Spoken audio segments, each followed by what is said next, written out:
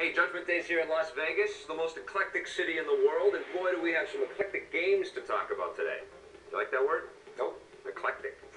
Today on Judgment Day, we're taking a look at Battle Engine Aquila for the Xbox, NASCAR Dirt to Daytona for the GameCube, Disaster Report for the PlayStation 2, and at Buried Treasure, we're taking a look back at Command & Conquer Renegade.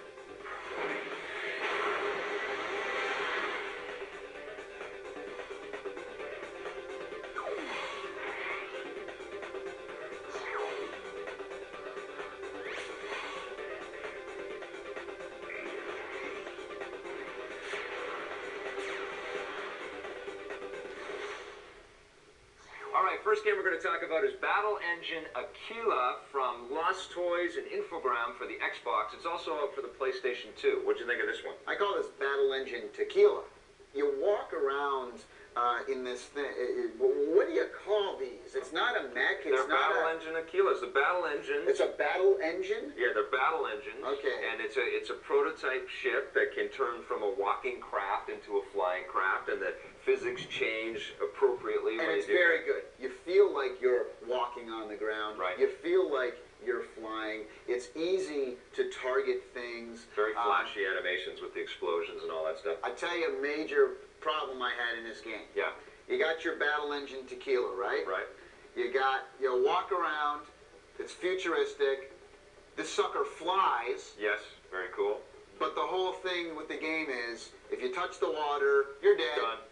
Now, I really liked the colors, the bright colors, Very the innovative blues and the greens Yep. and the red of the different ships, you know? The art direction, the color, I thought was really different as opposed to gray mechs, Yes. silver mechs, Absolutely. black mechs. I like that too. It's nice that they built this thing completely from the ground up. We haven't seen this world before in any other media, and they've done a pretty good job of conveying the story. The cinematics are a little on the cheesy side, as They're these not the games best. typically seem to be. Right. The characters are a little cartoony looking, but Right. again, you know, you're not really necessarily playing this style of game For the story. For the story. I ain't happy about a Sid running around in our hardware, but it's the only choice we have. There's a lot of people counting on you right now, so we're gonna back you up any way we can. Right. I thought the missions were over kind of quickly. They didn't have the length or the sort of branching kind of thing within the mission like you'd see in something like Rogue Squadron or even Battle for Naboo, where you could land the craft and get into another one. And within the same mission, you're flying different things and doing different things. Yes, there's a lot of versatility with the craft that you get to fly around in, but you really are, you're doing a lot of blasting. You're shooting at bad guys for the Right. entirety of the game. One of the other things, though, is that I thought was kind of interesting is they grade you, depending on how well you Yeah, do that's in each cool. mission, Yep. they grade you A, B, C, D, whatever. And if D. if you get an A grading, it'll actually unlock certain things. Overall, this is a great looking game. Yep. It's new and unique. I think I liked it a little bit because it wasn't just another mech game. I Right. mean, the actual Battle Engine Tequilas looked interesting to me. It's refreshing, though, because there are so many mech games that this one Right. does stand out. I mean, there are so many to choose from, but this one's a pretty good one, and you should go check it out if you like mech games. I'm going to give it a 7.5. 7.5. On the positive side, the vehicles and the crafts that you actually get into are very well designed. The physics and the controls are really well done in this game, especially because you have to walk around and fly around. And the fact that they have these branching Evo missions where you can get extra stuff definitely is cool. On the negative side, even though there was an attempt to bring in a cool storyline here, it just wasn't as engrossing as we'd see in a Star Wars or Star Trek type game. We found the missions were a little bit too short, and even though there is diversity between the craft, there is just a lot of blasting at bad guys in this one. We're going from sci-fi space shooters to racing around ovals. This is NASCAR Dirt to Daytona. It's also from Infogram for the GameCube, but it's also available for PlayStation 2. What'd you think of this one? The first thing you do when you play a game like this Right. is to turn your vehicle around and go against traffic Not and far. see how much havoc you can cause. In case you didn't notice, you're driving the wrong way. I judge every game on this. If it allows you to do this, then it gets extra points. If it doesn't, then it gets lower points. It does allow you to do this, but It does allow you to do this. where's the fire, though? This time what they've done is they've added 3 different racing series, brand new ones. They've got the dirt track racing, which is the weekend racing series. They've got the Featherlight modified cars, which are kind of weird looking cross between stock cars and dragster cars. And they've also added trucks, the Craftsman Truck series. All right, now stop right there. Stop right there. All right. NASCAR. Yes.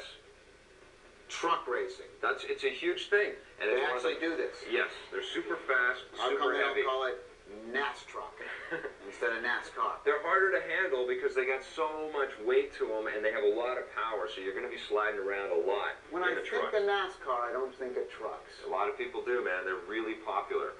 I enjoyed racing around on the dirt tracks. I thought that was a great idea because NASCAR started that way, and I've always wanted to sort of see a game that took us back to the roots of NASCAR, and this game does a good job of that. And it's cool because you feel empathy for these guys that have to do this every weekend and raise all their money to go on. It's, you know, they're obviously not going to be making big cash purses at the end when they win.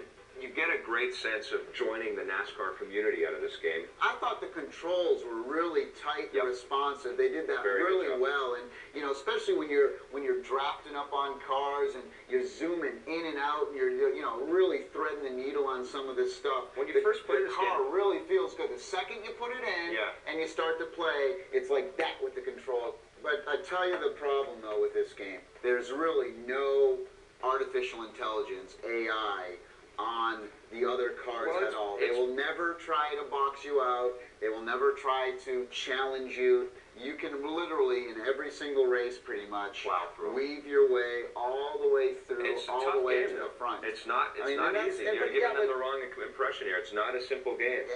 You have to draft. But I want competition. I want to feel the bump and I want to feel challenged. The tough thing you know? with that is and the cars just sit there and race around the track, and you just weave in and out of them. They do have some pretty defined rules in NASCAR where you're not supposed to do that stuff. So I don't think they're going to build that into the game. Come on, it's a game though, and you're there to have fun. I now, have fun. I highly recommend going backwards into the pits.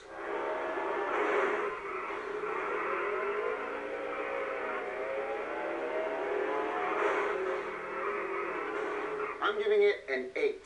I'm going to give it a 9. I thought this game was great, and I actually preferred it over NASCAR Thunder 2003. On the positive side, this game features a ton of really cool modes. There are 3 brand new racing series added into the mix. And overall, because of all the extras, this game really gives you an immersion into the NASCAR community. On the negative side, the artificial intelligence on the computer-controlled vehicles isn't that great. And finally, there's a lot of diversified racing games out there, and if you're not a fan of racing around in circles a million times, this might not be the one for you. Stick around. When we come back, we're going to be talking about an innovative new PlayStation 2 game called Disaster Report.